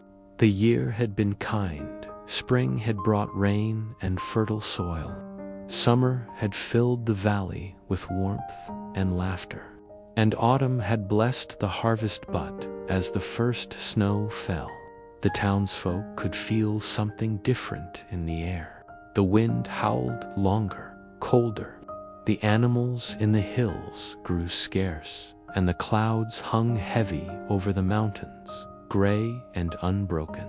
Yet, within the heart of the town, fires still burned, steady and defiant against the darkness that gathered beyond the ridges. Ember's Rest had weathered so much before. They had learned to respect the cold, not fear it. Still, this winter would test them in ways none had expected. The first weeks passed quietly enough. Children played in the snow, their laughter ringing through the frosted streets. Men chopped wood from dawn till dusk, stacking it in tall piles beside every home. The women busied themselves with canning, preserving the last of the autumn's bounty: peaches, beans, and salted meat stored in glass jars that glittered in the faint firelight. Each household prepared for the long freeze, every gesture of survival done not out of panic but habit. The people of Ember's Rest were no strangers to hardship. They had seen storms that washed away their lives, fires that burned their dreams to ash, and hunger that hollowed their bones. They had learned long ago that endurance was not about conquering the wilderness, but about learning to live alongside it. As the days grew shorter, the snow deepened, blanketing the valley in silence. The river froze over in thick sheets of ice, and the wind that swept through the canyon sang a haunting tune, a reminder of the vast emptiness that still ruled this land. It was during these nights that the townsfolk gathered in the old saloon, now a communal hall, to share warmth and stories. The fire at its center glowed orange and gold, and around it sat the people who had become more than neighbors. They were family forged in frost. Clara and Elias sat together near the hearth, her knitting needles clicking softly while he carved small wooden toys for the children. Father Alcott read from his worn Bible, though his voice was softer now, his eyes dimmer with age. Yet there was peace in his expression, the calm of a man who had finally made peace with his God and his ghosts.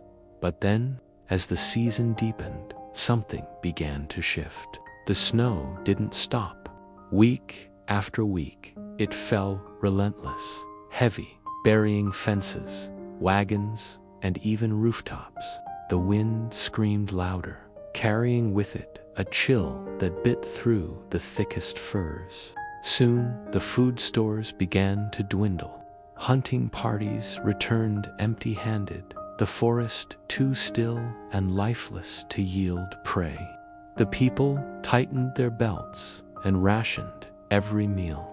Still, they endured, lighting candles each night and telling stories to distract themselves from the hunger. "We've survived worse," they said. But deep down, they knew that this winter was different. It carried an edge of finality, like a closing chapter in a book that had been written too long. One night, when the blizzard raged hardest, a knock echoed through Clara's door. She opened it to find a young boy, barely 12, shivering, his clothes soaked with melted snow. He had come from a nearby settlement that had been abandoned weeks ago, his family gone. Clara took him in without question, wrapping him in a blanket, feeding him what little soup she had left. The boy said his name was Jonah, and his voice trembled when he spoke of how the cold had taken everything from him. Elias placed a gentle hand on the boy's shoulder, saying softly, "You're home now, son." It was a simple promise, but one that carried the weight of everything they had fought for. The promise that no one would face the cold alone. As the storm worsened, the town huddled closer.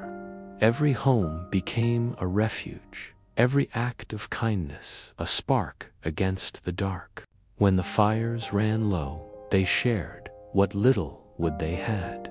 When food grew scarce, they divided it equally, even if it meant going to bed hungry. The people of Ember's Rest understood something few others did that in the Wild West. Survival was not about strength or luck, but about compassion. They remembered the days when greed had nearly destroyed them, when the pursuit of gold had turned neighbors into enemies. Those days were long gone now. In their place was something pure, forged in the quiet resilience of those who refused to let each other fade away.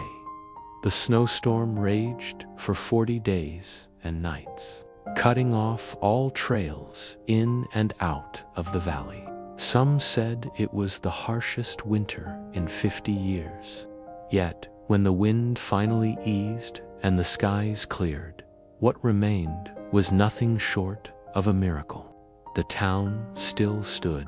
The roofs had held, the fires had survived, and though hunger lingered, not a single soul had been lost. The people emerged from their homes, blinking against the dazzling light of morning. The world was pure white, untouched and still. The river sparkled beneath a thin layer of ice, and the sun broke through the clouds like a blessing. For a long time, no one spoke. Then, from somewhere in the distance, the sound of laughter echoed the children, already back to playing, their footprints marking the first signs of life in the snow. That night, as the people gathered once more around the great fire, Clara stood and looked around the circle. Faces illuminated by firelight, eyes weary but bright. "We've come a long way," she said softly. "From the floods, from the fires, from hunger and loss. The world tried to break us, but here we are." Her voice trembled slightly, not from fear, but from the weight of memory. Maybe this is what we were meant for, not to conquer the land, but to belong to it. Elias smiled faintly, his hand resting over hers. Father Alcott lifted his head and whispered, "Amen." Outside, the snow began to fall again, soft and gentle this time, as if the sky itself was tucking the town beneath its blanket in that moment. As the flames crackled and the people of Ember's Rest sat together in warmth and silence, it became clear that this was no longer just a settlement clinging to survival. It was a legacy, a story written in frost and fire, passed down through whispers and memories. The wilderness had tested them one final time, and they had answered with endurance, unity, and grace. And so, the last winter began to fade, not as a cruel ending, but as a quiet dawn, the beginning of peace that would last long after their footprints were gone. By the time the last of the snow began to melt, Ember's Rest had become a ghost of its former self, not because it was empty, but because the winter had left its quiet mark on every wall, every heart, every breath. The wooden fences bowed beneath the weight of frost. The fields lay hidden under a thin crust of ice, and the once bustling paths between homes had turned into narrow trails carved by weary footsteps. Yet, beneath all that stillness, life stirred again. The river began to hum softly as the ice broke and the sun returned, pale but persistent, glinting on every frozen surface like scattered shards of glass. It was a gentle awakening, the kind that came not with music or celebration, but with deep, humble gratitude. The people of Ember's Rest had survived another winter, but this one had left them with something more than scars. It had left them with a story that would not fade. Clara woke early that first morning of thaw, her breath still visible in the cold air. She stepped outside, the snow crunching softly beneath her boots. The valley looked almost new, again the hills draped in mist, the sky clear enough to see where the horizon met the mountains. Elias was already by the stable, tending to the horses that had survived the freeze. He moved slowly, his hands steady despite the chill.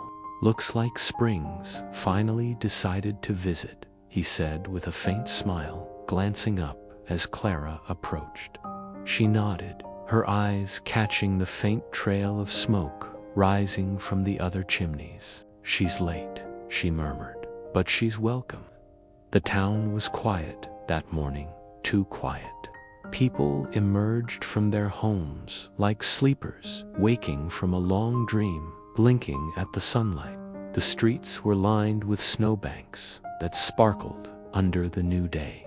There was no laughter yet, no chatter, only the soft sounds of shovels scraping ice and boots against slush.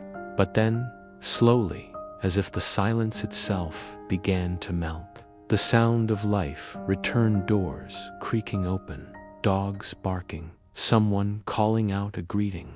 The air smelled of smoke and thawing earth. It was the scent of hope. By noon, the snow had softened enough that the children began to play again, their red cheeks bright against the white. One of them, Jonathan, boy Clara, had taken in wandered farther than the rest, chasing a small wooden toy Elias had carved for him weeks ago. It rolled down the hill, bouncing off the frozen ground, and came to rest near the edge of the river where the ice had begun to crack. As Jonah reached for it, his hand brushed against something half buried in the melting snow, a small tin box, rusted and cold. Curious, he dug it out and pried it open. Inside, wrapped in oilcloth, was a letter sealed with wax. He ran back toward the town, shouting for Clara and Elias. The people gathered around as Clara took the letter carefully, her hands trembling slightly. The wax was stamped with a symbol, a crest no one recognized. She opened it slowly, the paper yellowed and brittle, the ink faded but still legible. As she began to read, a hush fell over the crowd. The letter was dated 30 years earlier, written by a man named John Remington, a surveyor for the Western Territories Commission.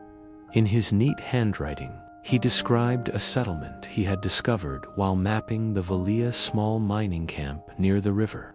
Its people desperate but determined. He spoke of how they had offered him food and shelter during a storm, how they had shared their meager supplies without hesitation.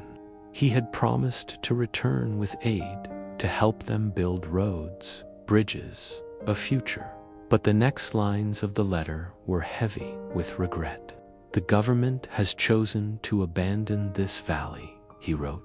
"They say it is too remote, too harsh. I am ordered to turn back. But I cannot forget Them, the men, the women, the children who gave everything just to see another spring. If ever this letter is found, know that those who lived here were not forgotten. Their kindness will outlive the gold, and their courage will outlast the snow. When Clara finished reading, no one spoke for a long time. The wind rustled through the melting drifts, carrying the faint creak of the old mill wheel, turning again after months of stillness. Father Alcott removed his hat. He never came back, he said quietly. But maybe that's not the point. Maybe the letter wasn't meant for the people who were here. It was meant for the ones who came after. Elias nodded slowly, his gaze fixed on the river. He was right, he murmured. The gold is gone, but the kindness, that's still here. The discovery of the letter became something sacred. They placed the tin box in the town hall, beside the fire pit that had once been the heart of every gathering. It was more than a relic. It was proof that their struggles, their lives, had meaning beyond survival, that they were part of something larger, something unseen. In the days that followed, the people began to rebuild again, not just their homes, but their sense of purpose. They repaired fences, redug the fields, and replanted what little seed they had left. The thaw was slow, but it brought with it a promise, a whisper from the past, reminding them that even the smallest acts of kindness could echo across generations. That evening, as the sun dipped behind the mountains, the town gathered around the great fire once more.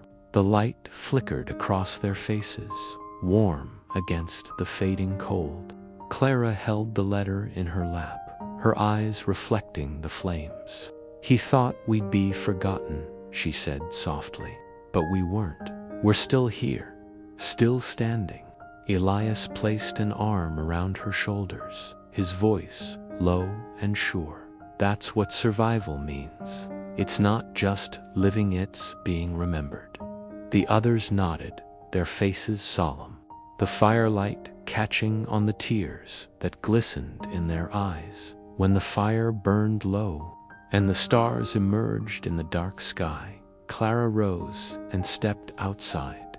The night was cold, but gentle now, the wind carrying the faint scent of thawing earth. She looked toward the hill where Samuel's grave lay, and the aspen tree they had planted, the tree of mercy. Its branches were dusted with frost, its leaves long gone, but it still stood tall, shimmering faintly in the moonlight. She smiled and whispered, "We made it again."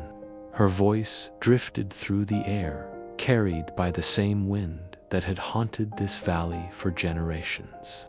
But now, instead of sorrow, it carried peace, and somewhere in the distance, where the mountains met the sky, the first call of spring answered her soft, hopeful, eternal. The days grew longer, and the air began to soften. The valley that had once been buried in silence was alive again with the gentle rhythm of life returning. The river sang its song freely now, winding through the thawed earth like a ribbon of glass. The snow that had blanketed Ember's rest for so many months had vanished, leaving behind a land both scarred and beautiful, a place reborn from hardship. The people, too, had changed. They carried new lines on their faces, quiet memories in their eyes, and a deep, unspoken pride in their hearts. They had survived one of the cruelest winters the West had ever known, not through strength alone, but through kindness, through unity, and through the simple will to live another day. Clara stood on the ridge, overlooking the town as dawn painted the sky in shades of rose and amber. The sunlight touched the rooftops, the church steeple, the half-mended fences, and finally the aspen tree, the tree of mercy that had grown taller since the thaw. Its branches swayed gently, whispering in the morning wind. Below her, the town stirred to life. Smoke curled from chimneys, roosters called, and the faint clatter of tools echoed from the blacksmith's forge. Ember's Rest was breathing again. Yet, in Clara's heart, she knew the time had come to make a choice that had been building since the letter was found. That letter had awakened something in her. It wasn't just a message from the past. It was a reminder that survival alone was not enough. The valley had been a refuge, yes, but it was also a prison of memory, a place that trapped those too afraid to move on.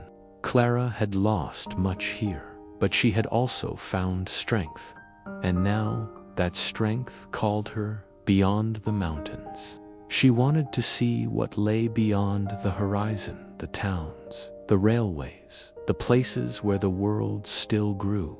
Yet the thought of leaving Ember's Rest felt like tearing a piece of her soul from her body.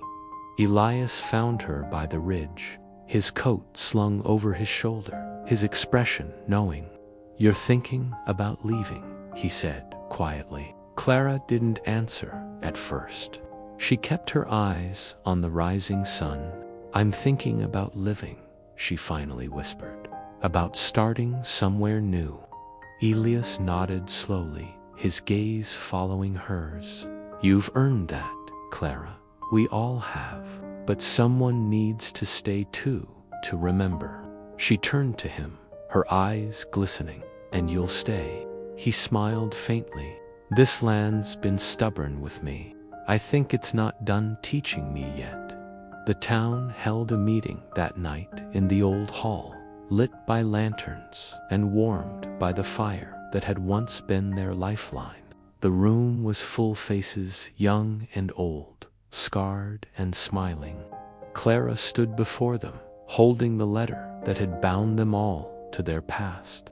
"We've done more than survive," she said softly. "We've lived through something that will be remembered. But the world out there, it's changing. New towns are rising, new roads being built. Ember's Rest can stay, but some of us must go carry the story forward, build new homes, plant new trees. The kindness that saved us shouldn't die here. It should travel." A murmur rippled through the crowd, fear, sadness, but also understanding. Father Alcott rose slowly, his hands folded before him. "The Lord does not chain us to the soil," he said gently. "He gives us roots to endure and wings to seek. Go, and let the valley be proud of what it gave you." The room fell silent. Then, one by one, people began to nod. Some would stay to tend the farms and rebuild. Others, like Clara, would leave to find new beginnings. But they all knew they were bound by something that distance could not break. When dawn came, a small group gathered at the edge of town. Their wagons were loaded lightly, food, blankets, tools, a few keepsakes. Clara stood among them, Jonah at her side, his small hand gripping hers. Elias clasped her shoulder. "If you ever find yourself missing the cold," he said with a crooked smile, "look for the first snow wherever you are. It'll remind you of home." Clara smiled through her tears. "And if you ever see the first blossom," she said, "remember us." They embraced once, firm and wordless, before she climbed into the wagon. As the wheels began to turn, the people left behind raised their hands in farewell. The wagons rolled through the thawing fields, the mud splashing beneath the horses' hooves. The wind carried the sound of their departure through the valley, a soft creak of wood, a rhythmic clatter, a quiet melody of change. Clara looked back one last time. Ember's Rest stood small against the mountains, smoke rising gently from its chimneys. the aspen tree shimmered in the distance, its branches catching the light like threads of silver. She took a deep breath and whispered, "Thank you." They traveled for days through the wilderness, following trails that twisted through pine forests and rocky ridges. At night, they made camp beneath the stars. The air was still cold, but no longer cruel. Around the fire, they told stories of the winter that almost broke them, of the letter that had saved them, of the people who stayed behind. Jonah often fell asleep mid-story, his head resting against Clara's arm. She would watch the flames flicker, thinking of all they had left behind and all that still lay ahead. One evening, after crossing a long stretch of open plain, they came upon a ridge that overlooked a vast valley of land, untouched, blanketed in grass that swayed like an ocean. A river wound through it, glinting under the twilight. Clara stood at the edge, her heart swelling. "We could build here," she said softly, "a place of our own." The others nodded, and as the sun dipped below the horizon, painting the sky in gold and violet, she felt a warmth she hadn't known in years, a sense of peace, of purpose. Weeks later, when the first wooden frame of their new settlement stood upright, Clara planted an aspen sapling beside it. The soil was dark, rich, welcoming. Jonah helped her pat it down, his small hands pressing the earth gently. "Do you think it'll grow?" he asked. Clara smiled, brushing a lock of hair from his face. "It will. Aspens always find a way." She looked toward the horizon, where faint clouds hinted at the next season's change. "And so will we." As night fell, the new town's mall, nameless yet, glowed with the light of their campfires. The stars shone bright above the wind, carrying whispers from the mountains far behind. In the distance, Ember's Rest slept beneath the same sky, its lanterns flickering like tiny embers in the dark. Two places, two hearts, bound by the same story, the same fire that refused to die. And in that quiet, as the flames crackled and the wind sighed through the young aspen leaves, Clara closed her eyes and smiled. The winter was gone. The world was wide again. And somewhere between the cold she had survived and the warmth she had found, she understood what it truly meant to live. For in every life touched by kindness, in every heart that refused to give up, there burned the last gentle light of Ember's Rest, a light that would never fade.